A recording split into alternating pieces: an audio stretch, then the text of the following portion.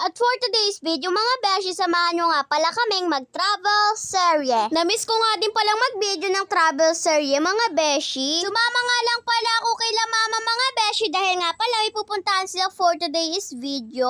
Tinanong ko nga pala mga beshi kung saan sila pupunta at sabi naman nga pala nila sa akin ay mga beshi, may hahatid nga pala sila pang luwas sa Manila. Kaya naman mga beshi, may stoplight nga muna pala dito kaya naman naghintay nga pala kami ng ilang minutes.